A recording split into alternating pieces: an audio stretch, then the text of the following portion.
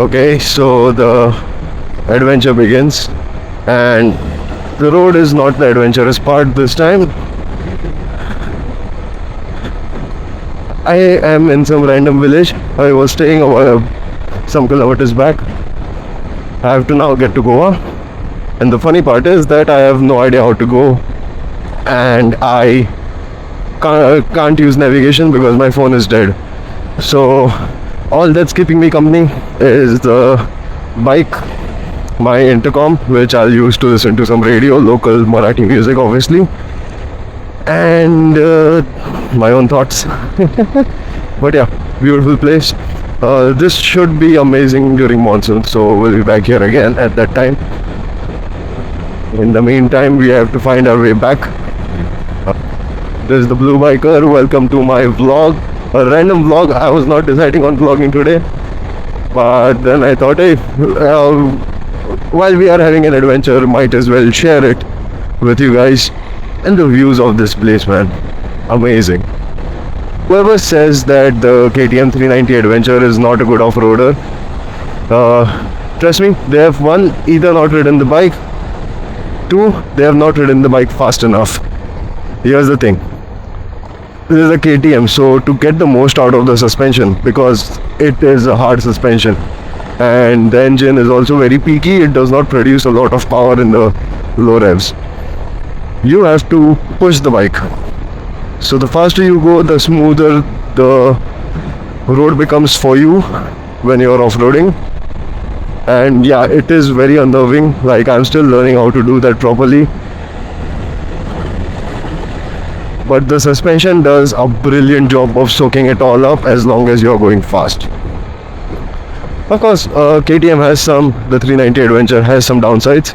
One is the lack of low-end torque, so momentum has to be your best friend, otherwise you're gonna have some hard time getting out of tricky situations. So if you think your bike is going to get stuck, don't stop, just keep going. Let momentum be your friend, and that's it. But this is a beautiful bike for off-roading, man. Just look at this.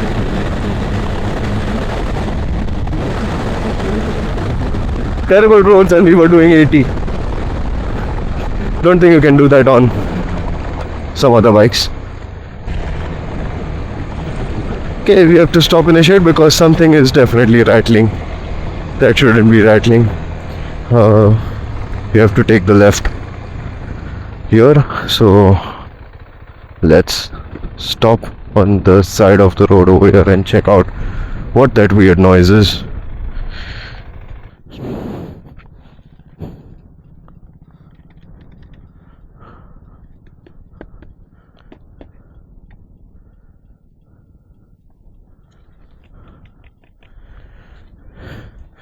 I think it's the chain rattling. I can't find it.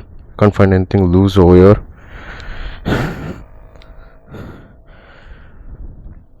I had looped the chain, but that loop is terrible. I'll give you the name. Avoid that loop. It just dries out in like 2 days, man. I shit you not, I looped the chain around 200 kilometers ago.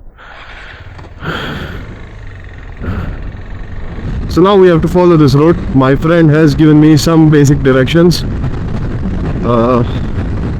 I'm trying to remember them and hopefully I don't get lost. That is an amazing trail, by the way. I took it yesterday. I'll put a video of it over here because, man, that is mind-blowing, but I wouldn't risk it right now because it is very confusing. Flashback.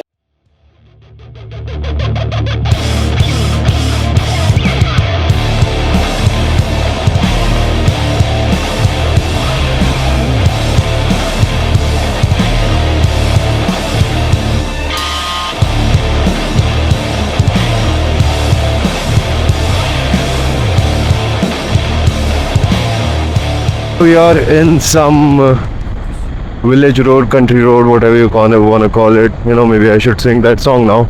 Country road, take me home, because I don't have navigation. Anyway, as I was saying about the KTM being a good off-roader, The thing you need to understand is that it's a different kind of bike. This is not for slow technical terrains. This one is for kind of fast trails. So yeah, I used to think the KTM 390 Adventure is not a good off-roader when I first got the bike, but then the more I learn about the bike and more I try to ride it off-road is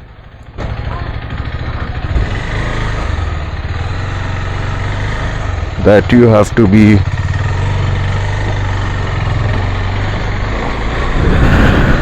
you have to know the nature of the bike, you have to understand the character, the way in which the engine delivers power.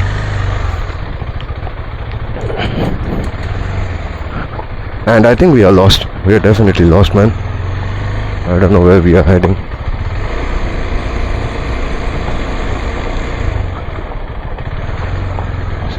Okay, this is definitely not the way though.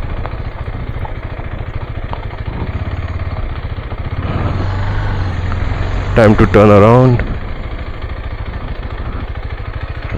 Turn around this bike here.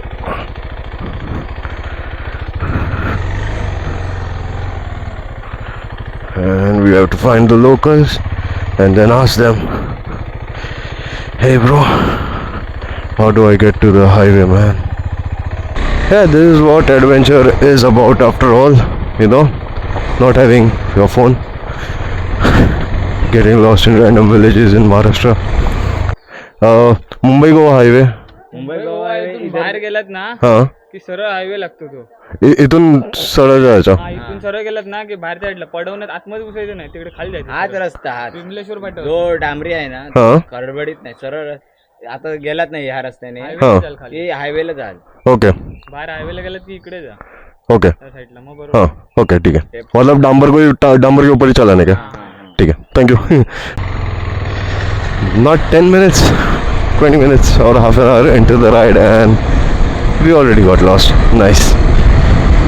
So I guess we have to go to the same way that we came, and that guy said stick to tarmac, don't go off-road. Pretty generic descriptions by the way, but let's see how it works out, man. I'm a bit intimidated now because dude, it's getting hot. I don't want to waste time going around in circles in these parts, because as beautiful as these parts of Maharashtra are, they are just as scary at night. And don't ask me how, because even I don't know, man. I just feel scary. Thing is, a few years ago, I had gotten lost I had gotten stuck at Sindhudurg. My engine blew up on my Dominar, which I now call Doominar because it was a doom of bike. And at that time we spoke to a couple of locals while we were waiting for our tempo, me and my buddy. And dude, the kind of stories they told us scared me shitless. So basically at that time, at least in that part of Sindhudurg, which is where the airport is, you have to worry about sand mafia or sand bandits, whatever you want to call them. You then have to worry about wild animals like big cats. I don't know which big cats they were referring to because they just said Bada Billi, and he did use a regional word for it, which I don't remember. Don't think I can pronounce that either because my Marathi is not so good. And ghosts. So now big cats, yeah man, come on, I like cats, so I don't worry about cats that much. But ghosts, man, I don't with ghosts. You can pet a cat, you can't pet a ghost. I don't think you should pet a leopard either, but you get my point, right? This is not the board for any kind of direction. Just wait here. We'll find someone to show us the way.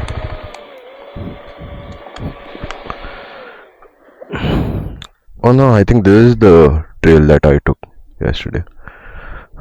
Not sure.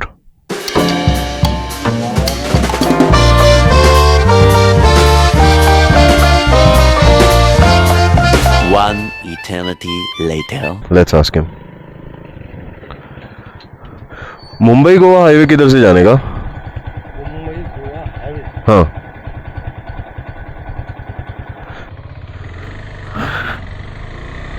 Yeah. So when I was leaving, I told my friend that let's hope I don't forget the directions that he just gave me. And it was basically very simple directions, you know. 2 left, 1 right. Yeah, guess what? I forgot those, man.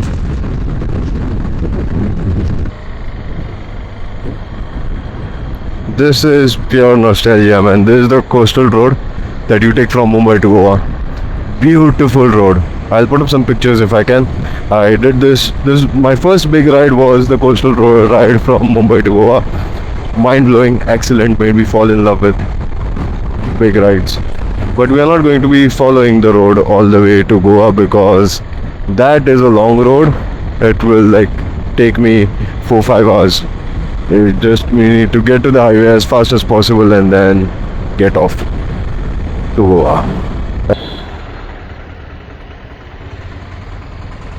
We have crossed Devgarh, or I think we are crossing Devgarh, and we have to follow this road for the next 34 kilometers to reach Nandgaon, if I'm not wrong. And then it should be, I think, 15 to 20 kilometers again to the highway, National Highway 66.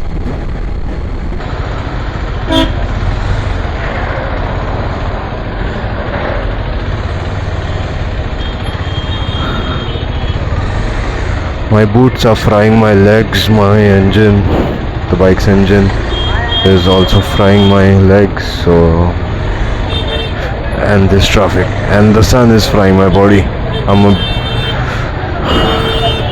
I'm gonna be cooked medium rare in this heat.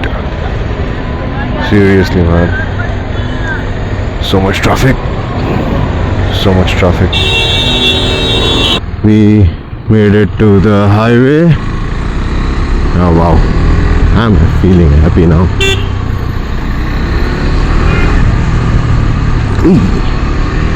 Yeah. So now it's time to put on my earplugs because the road now is pretty simple. You know, you just keep going straight and to reach Goa. Even my earplugs are hot. That's how hot it is. Had a lot of cold water, had 2 vada paos, and I'm feeling good. So the thing is, I am somewhere around 80 kilometers from Goa, and my camera's battery is also dwindling, so I'm not sure for how long I'll be able to record this. I'll still get a few shots in, but if in any case, this was an adventurous ride, man.